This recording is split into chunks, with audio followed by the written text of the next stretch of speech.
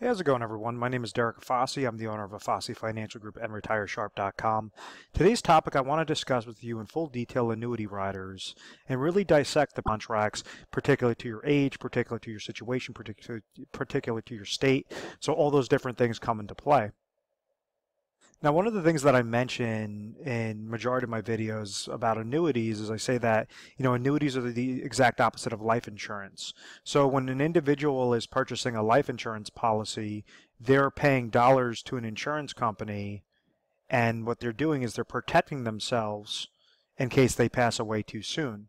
So what happens is this person usually pays monthly premiums, annual payments, whatever that might be, and what it does is those premium payments are utilized by an insurance company to leverage the law of large numbers, meaning millions of individuals that are paying those same premiums for a similar type of insurance to make sure that there is a lump sum death benefit that could get paid out to this individual's beneficiaries.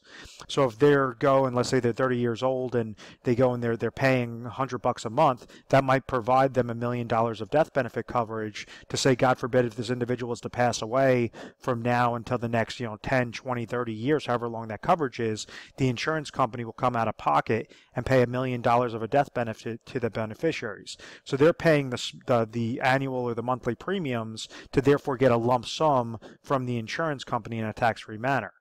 So annuity contracts are the exact opposite of that. And to understand the generic concepts of an annuity really comes into play with understanding how an annuity rider works and why they were first implemented. So rather than protect an individual from dying too soon, an annuity contract is supposed to be established to protect an individual from living too long. So essentially, like a given example would be, let's say if somebody is currently age 60 and they want to retire at age 65, and they say, okay, I have a bucket of money, I have $100,000, and I understand that I want to retire at age 65, and at age 65 I'm going to have $10,000 of expenses at that time. So what this individual typically does is they try to invest those dollars or keep this dollar safe, and then maybe grow it from $100,000 to maybe like $110,000, or whatever that case may be, depending upon whatever the risk is. But if they didn't do anything, essentially what would happen is at age 65 they now have a bucket of this $100,000, and they have to siphon through $10,000, $10,000, $10,000. So if, let's say, there was no gains, no losses in this individual's bucket and it was just sitting in a cash account, we understand that this individual would outlive their money by 10 years. Or within those 10 years. So they might have retired at age 65. By age 75, they have no more dollars left, and now they have to pull from an additional bucket. That's obviously a problem. This is a problem that insurance companies understood, where they wanted to try to leverage the law of large numbers. They wanted to try to leverage their actuarial data from life insurance to be able to provide a type of benefit for these individuals from living too long, from outliving that 10-year mark or 15-year mark or 20-year mark, whatever that case may be. So what they did was they originally established a basic type of annuity contract which says an individual pays the insurance company a lump sum dollar, so the opposite of life insurance. And what happens is, so this individual is paying a lump sum to the insurance company, and I apologize for my sloppy handwriting, and then what the insurance company does is they say, okay, if you're doing this at age 60, we could give you a guarantee of, let's say, $10,000 for the rest of your life starting at age 65. So what this does is it's leverage of saying the individual says, okay, I think that's a good deal because at age 65, I want to retire. I need exactly $10,000 of income to live off of. So what this does is it protects me. Every year that I live past that age 75, as opposed to leaving it in a cash account, this annuity stream keeps paying me that $10,000, $10,000, $10,000. So in theory, if this person lives to, let's say age 95, they would have paid the insurance company at age 60 $100,000. The insurance company would have been paying them back $10,000 each and every year, and they would have been able to receive back payments of $300,000. So this is considered a win for the individual and a loss for the insurance company. So in that very basic example, what are the risks to the insurance company, and then what are the risks to the actual individual? And with this basic type of annuity, it's known as annuitization. So this is where the individual is surrendering control of that, in this case, $100,000, and where the insurance company could win out is, let's say, if this individual passes away, let's say he starts triggering income at age 65 and unfortunately comes down with an ailment and passes away at age 67. So in that case scenario, the insurance company would have paid him $10,000 at age 65, $10,000 at age 66, then the person passes away, so the insurance company was able to utilize those dollars, invest those monies on the back end, gain interest off of those dollars, pay 2 premium payments of $10,000, and then get to keep an $80,000 profit on top of the money that they were making for those 5 years and those 7 years of interest. So this is where the insurance company wins. That's the problem with annuitization, is this individual is betting against the insurance company. The insurance company has hundreds and hundreds of years worth of data to really understand on an actuarial basis how long this individual is supposed to live. So if somebody's age 60 and they're triggering income at age 65, well, the insurance company understands the law of large numbers that says, okay, we could still be profitable because some individuals are going to be passing away, before that 10-year mark. Other individuals are going to be living past that 10-year mark, but we're able to then therefore take all these lump sum dollars, invest it on the back end, have new monies coming in to therefore pay for those old monies coming out, and whenever the person passes away, now we have that extra profit that's there. So that's the problem with annuitization, and please rewind this section so that everything makes sense, because this is the generic shell. This is why individuals have really started getting pissed off with insurance companies when you had those old-fashioned type of annuity contracts and that old-fashioned benefit of just annuitization. And what I mean by that is, like, a more realistic example would be an individual that says, okay, I'm age 65, I'm currently age 60, I want to retire by age 65, and I need to pull out income when I retire. I have Social Security income that's going to come to me. Maybe I have a company pension plan that's going to come to me, and I have this lump sum dollar amount of $100,000. So at age 65, rather than a $10,000 benefit from the insurance company, maybe the insurance company is going to give them a $5,000 benefit of lifetime income. So it says, okay, at age 65, now that break-even point is going to be age 85. So every year past age 85, the individual is dipping into the insurance company's pockets, and therefore it was a good move for this individual. If this person passes away before age 85, well, then we understand that it's a win for the insurance company, and the insurance company got to control the trips the entire process. Now, annuitization is broken down to a couple different factors. You have single life income, and that's going to pay usually the highest payout because that's going to be the riskiest play. You have joint life income, kind of like how a pension plan works. You have a single life option or a joint life option, meaning that if you and your wife, own or you and your spouse own one of these annuity contracts, and one person passes away, well, then the money will still grow, or will still come until the second spouse passes away, and then that payment stream will stop. So maybe on a single life individual, they would receive $10,000 of lifetime income, but on a joint life, maybe it will be $5,000 or $7,000. So therefore, it's going to be a reduced benefit because there's a larger risk to the insurance company to cover 2 lives as opposed to 1 life. You have also different things known as like period certain, like 10-year period certains, where they're saying they will pay out for exactly 10 years. After the 10th year, everything's going to stop. So it's going to mimic exactly how pension income streams work if you're familiarized with how pension plans work. Once again, that still does not make annuities good contracts with annuitization. This is why a lot of individuals, they started getting pissed off because they realize that, the insurance company controls the chips. They understand the actuarial data better than anyone. They're making pure profits off of this. So therefore, there was a lot of individuals that stopped using annuities for their income streams and started just using it as like a fixed interest credit or an index interest credit, and were not, ever triggering that annuitization option. So therefore, insurance companies started to get smart, and they understood that there was something known as an annuity rider that they could create as a supplemental benefit for contracts, for annuity contracts, that an individual could leverage to say they're not surrendering full control of their monies, and they're able to still leverage the insurance company to provide a lifetime income stream. So which are the 3 main annuity products that offer annuity income riders? Those are fixed annuities, fixed indexed annuities, and variable annuities.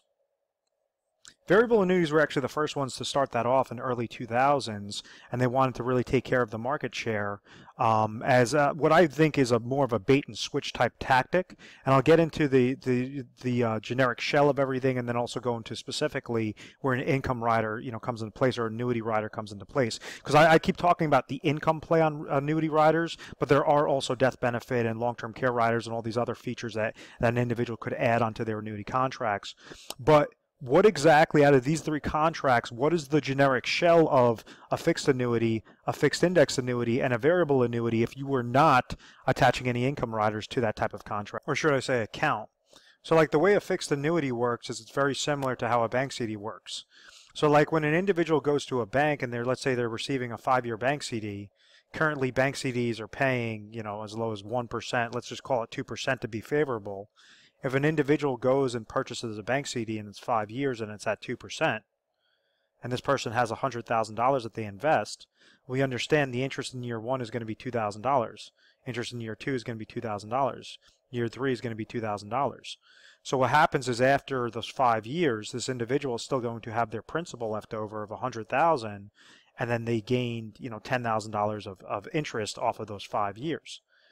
A fixed annuity, a bank CD is obviously owned through a bank, so they have their tiers of safety through a legal reserve system.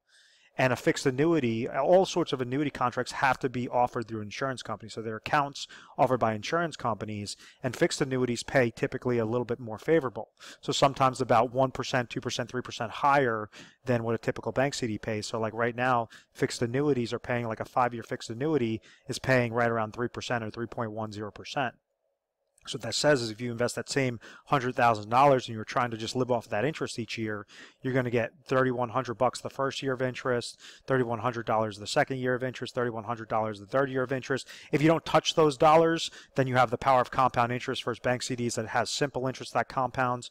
But essentially what happens is with a fixed annuity, you got to think of that like a bucket with a lid over it. Every year, if you're getting a 3% interest credit, if the market goes up, you're getting 3%.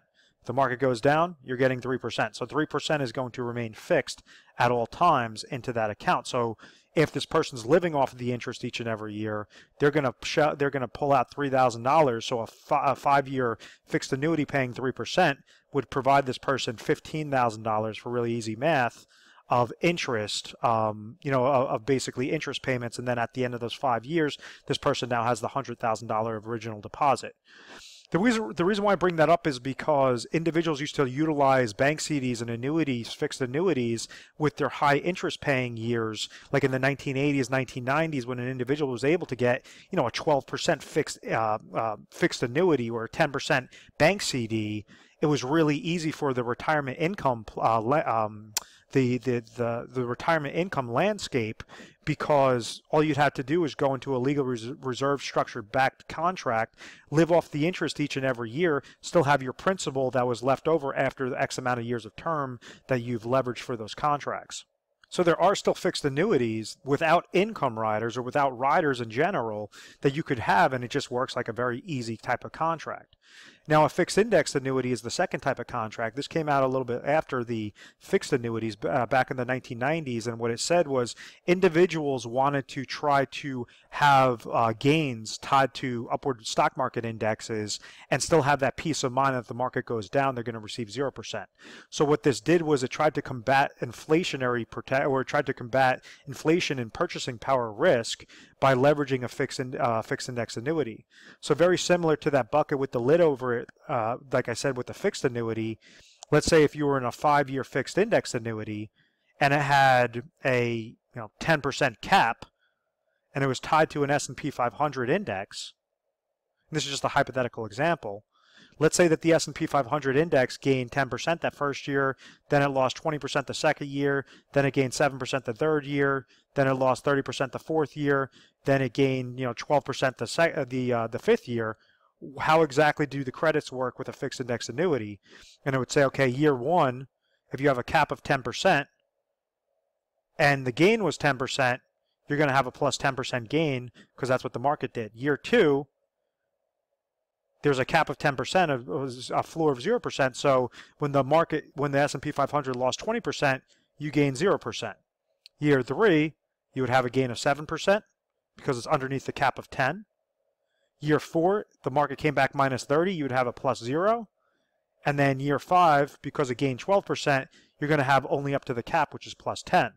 So essentially, when we utilize all these different interest credits, we understand that this was a 27% gain total, as opposed to, let's say, a 5-year fixed annuity that was paying 15% gains total.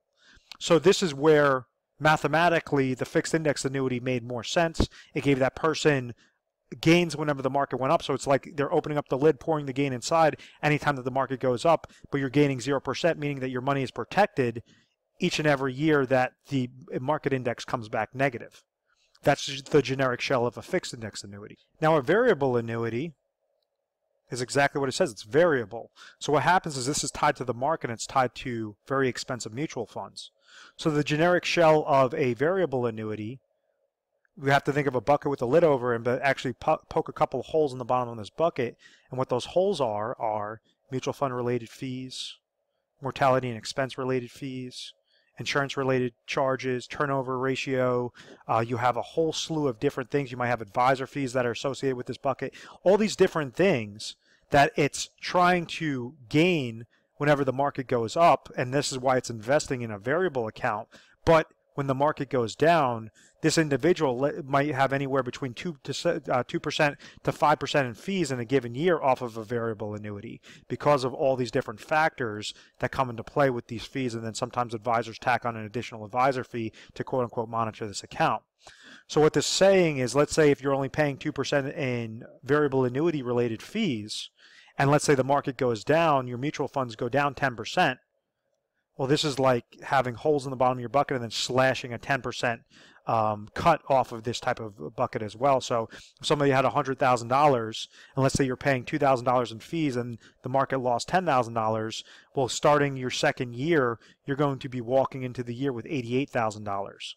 So it's going to go up when the market goes up. So you have uncapped market gains, but you also have uncapped market losses. So like 2008, you could have gotten hit with a minus 30% loss. On top of it, you also are paying all those fees. So that's the generic shell of a variable annuity. It's tied to mutual funds. It's riskier than fixed. It's riskier than fixed indexed. It has uncapped gain potential, but you also have uncapped loss potential as well. So individuals usually utilize fixed annuities for their generic shell when they want to have growth. Fixed index annuities for their generic shell with no riders when they want to have some growth. And then variable annuities to keep down the cost, they utilize that in their generic shell without adding any sorts of riders to those types of programs or those types of plans. Understand that all the fixed index, and the variable annuities all have that feature of annuitization where they say, hey, if you want, you could also trigger a guaranteed lifetime income stream, but you have to surrender full control of those monies, full access to those monies. So this is where individuals said, hell no, I don't want to do that. I only want to use an annuity contract, a fixed annuity contract, or a fixed index annuity contract, or a variable annuity contract, specifically just for the growth play, and just live off the interest each and every year. And the reason why individuals don't utilize that annuitization feature is because they know if, I pass away too soon, now the insurance company keeps all my money, no monies get left over to my beneficiaries. It's me versus the insurance company. Hopefully I'll live long enough to get into the insurance company's pockets, but that's not guaranteed. So it's very important to understand that if an individual does not use annuitization, well then whatever's remaining in their account balance would get left over to their beneficiaries upon their death. So it's just like any sort of cash account or any sort of, you could purchase annuity contracts with non-qualified monies like cash accounts. Like let's say if you sold a house, you sold a business, you could utilize non-qualified annuities for that. A very attractive feature is the IRAs. IRA contracts could be set up through annuities to give you, because utilizing, IRAs are used for retirement monies. So there's different features that you could leverage with insurance companies and their annuity contracts to make sure that your retirement accounts are growing on a safe, consistent basis, or at least being leveraged the correct way. So please understand that an annuity rider is just an additional feature that you're attaching to that generic shelled product. So if you have a fixed annuity and you add a rider to that, well then it's adding, kind of like a bucket with a lid over it, it's adding an additional shell over it, and that rider is providing some sort of benefit. Same thing within a fixed index annuity, like a bucket with a lid over it with that generic shell over it, and then a variable annuity, like a bucket with a lid over it with a couple of holes on the bottom and some risk. With that, that there has to be a generic shell over a generic benefit. And what exactly are the benefits of annuity riders, or how to really expose crappy annuity riders from good ones for your exact situation. And the most common type of annuity rider is something known as an income rider. And that's exactly what it's doing. It's trying to provide lifetime income without annuitizing those contracts. So without completely surrendering control to the insurance company, what they're saying is if you add this feature onto your type of contract, then you could be receiving lifetime income through the form of a rider.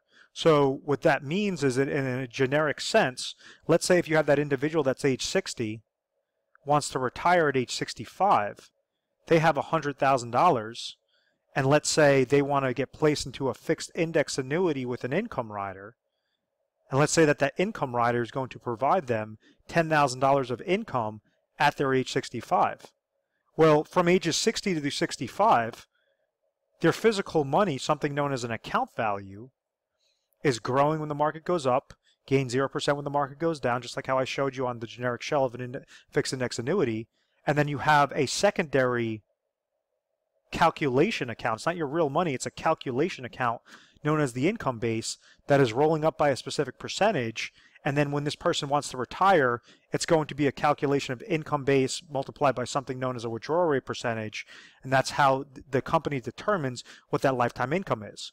So let's say if this person goes and they're age 60, and they understand if they go with company A that's providing a fixed index annuity with an income rider, and let's say that income rider is going to give them $10,000 of income at age 65, well, what happens if, just like that first example, this person passes away at age 67? Well, their account value is gaining when the market goes up, gains 0% when the market goes down.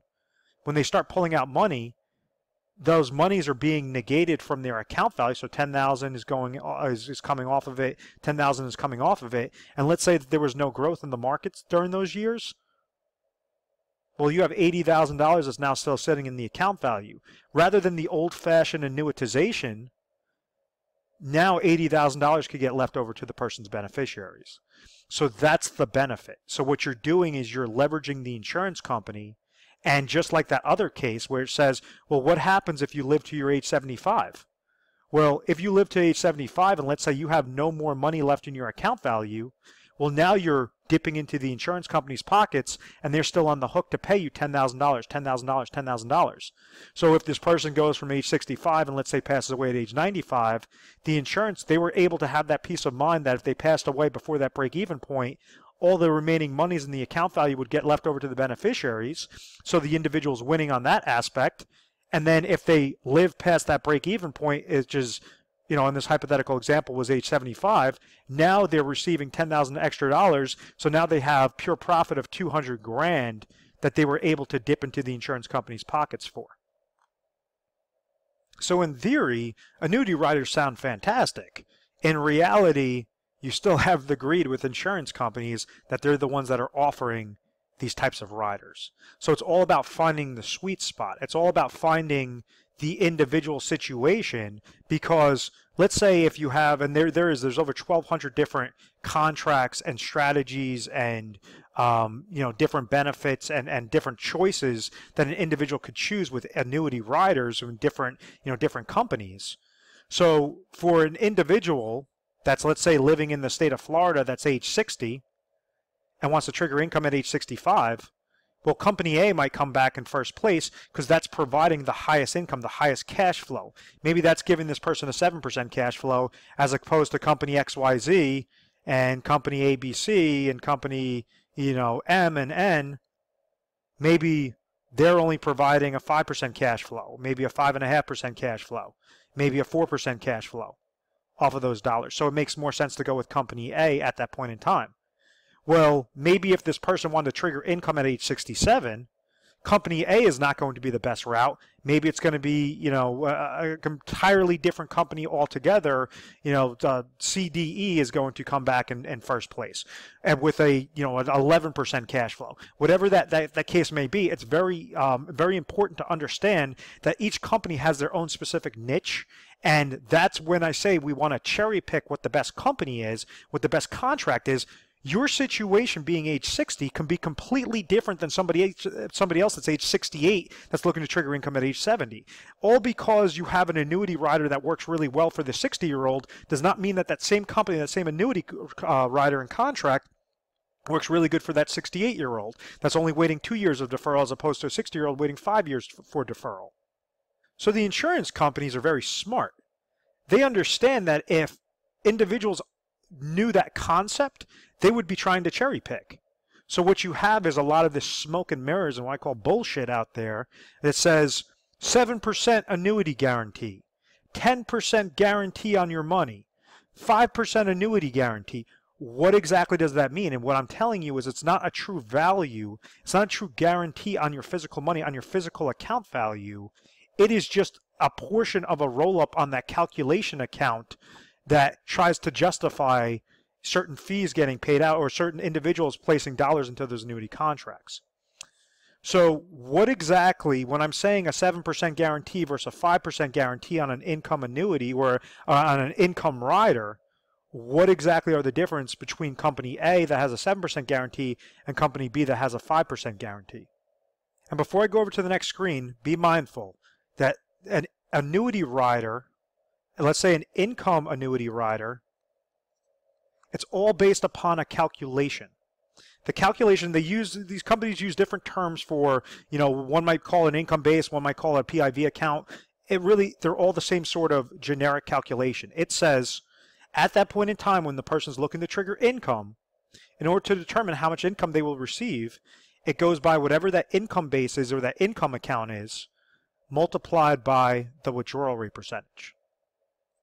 This withdrawal rate percentage is determined on a per company basis and might be entirely different from one company over the next. So when you're looking for the calculation, don't just look at the one half of it that says, oh, the income base is higher, so therefore it's going to give me more income. No, it's income base multiplied by withdrawal rate percentage, and that's what equals lifetime income, and that's how you're able to look underneath the hood to determine whether an annuity rider is necessary or whether you're looking at that annuity rider and say, go with option A versus option B, why does it make sense to do so? So the easiest way I could explain this is by showing a side-by-side comparison off of 7% guarantee versus a 5% guarantee. So this is the BS that I want to expose to you guys. Company A says they're going to give you a 7% guarantee on your money. Company B says they're going to give you a 5% guarantee on your money. And you realize that all they're talking about is the income base. So in order for that calculation, what did we say? Income base multiplied by withdrawal rate percentage equals that person's lifetime income. So if we have an individual that's age 60 and they say, I don't know whether company A or company B is better, and we're just going to use simple interest for this example. If they have $100,000 to invest in company A or $100,000 to invest in company B, and they're trying to use the best lifetime income, well, it says that this person's age 61, his income base, so this is the other side. This is not the account value. This is not their physical money. This is just the calculation account. Income base would be 107 the first year, 114 the second year, 121, 128, 135. Company A, by the time the person is age 65, has an income base of 135,000. Company B, 105, 110, 115, only has 125,000. So when you're looking at this, you say, oh, well, 7% is obviously higher than 5. 135,000 is higher than 125. I'm not an idiot. Obviously, Company A is going to give me a higher result. And understand that larger numbers do not automatically equal bigger results because we still have that second component of withdrawal rate percentage. So if we have Company A that has a withdrawal rate percentage for a male age 65 of 4%, and Company B has a withdrawal rate percentage of 5%, when we calculate those numbers, Company A might provide $5,400 off of the original $100,000 deposit, and Company B requires will pay out $6,250 off of the original $100,000 deposit. These numbers are very important because when they look really close together, that's just going off of a $100,000 example. How exactly can you determine what's the smallest amount of dollars to place into an annuity contract using the best income rider versus another company? And let's say if somebody needs, just as a random example, $20,000 of income by the time that they hit age 65, how much do they have to place into one of these contracts or with company B by the time they hit age 60? So this is where the concept of cash flow comes into play. Is we understand company A has a 5.40% cash flow at age 65. Company B has a 6.250% cash flow at age 65. So therefore, if the $20,000 is the goal, we take $20,000. Let's say if you made the mistake and you went company A, divided by 0.055400% cash flow, means that this person needs to put in $370,371 into company A to provide $20,000 of lifetime income. $370,000, remember that number. Company B, that has a 6.250% cash flow, we use that same example, divided by 0.06250, says $320,000. So this person was able to save $50,000 of less money going into company B as opposed to company A because this had a much better income rider, even though everything on the surface was saying, oh, 7% guarantee. This is the BS, this is the fluff that insurance companies try to manipulate so that individuals get suckered into contracts. And company A is still not a bad contract, but what I'm trying to say is you could save thousands of more dollars in retirement by only leveraging these annuity contracts for the smallest amount of dollars into those plans and only as much as necessary. So there's a couple of different steps with annuity riders. If we're looking at an income rider, well, obviously we want to make sure that you're using the best contract or the best company that's providing you the highest income. Don't attach an annuity rider onto your contract if you don't need, do not attach an income rider onto your contract if you don't need income. If you're strictly trying to just grow your accounts, well, understand that these income riders typically have a fee associated with it. Like fixed annuities, if they have a rider, it's usually a little bit less than 1%. Fixed index annuities, it's usually a little bit less than 1%. Variable annuities usually have that fee of a little bit over 1.5%. Variable annuities, the reason why I don't like that is because they have a bunch of hidden fees that are associated with there.